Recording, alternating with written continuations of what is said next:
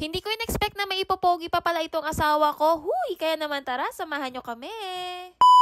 For today's vlog nga mga mare, nandito nga kami sa Nails by Taglam Station at hindi ko akalain na dito sa pupuntahan ko sa pagpapaayusan ko ng kuko ay meron nga din palang barbershop dito at ang pangalan nga niya ay Pablings. Kaya nga mga mare, hindi na nga rin ako nagdalawang isip na ipa-makeover nga itong asawa ko bago nga ako magpagawa ng aking kuko. At dahil ako nga nakaisip dito mga mare, no, ako na nga rin ang pumili ng ipapagupit ko sa kanya. So ito ang pinili ko yung Pablo Guapito which is 649 pesos. May kasama na ngang haircut at charcoal. Hindi na nga rin ako nagdalawang isip mga mare na yun ang pinili ko dahil sabi nga nila dito no, napakagagaling daw dito ng mga barbero. Seryoso daw mga mare, oo, dahil ang dami nagpapagupit dito mga Indiano. Kasi nga alam nyo ba na itong branch na pinuntahan namin dito sa may Fatima, Valenzuela, marami ditong nag-aaral na mga Indiano, ganern. Oo, kaya naman dito sila lagi nagpapagupit at talaga namang suki na nga daw nila. And in fairness mga mare, dito sa barbershop na ito talaga namang ang ganda. Oo, seryoso mga mare, tingnan ninyo, napakagaganda. At isa na nga itong umupo na ito. Huy,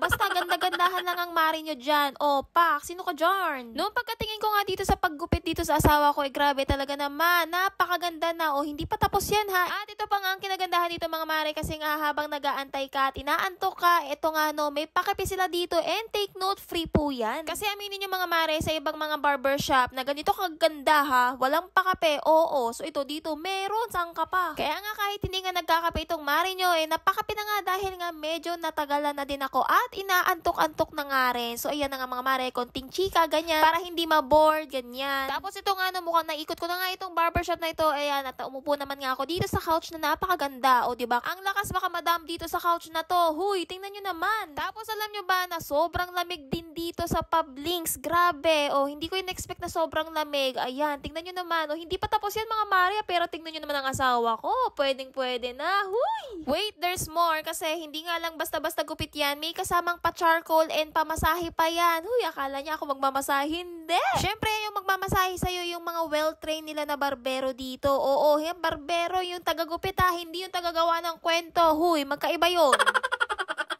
After nga pala matanggal ni kuya yung warm towel na nilagay niya sa face ng aking Diyosawa, ayan, ito na nga, nilagay na nga niya ng charcoal at tinatanong nga niya sa akin, ano daw ba yung charcoal na yun? Para saan daw ba? Akala niya yung uling. Huy, hindi yun asawa ko.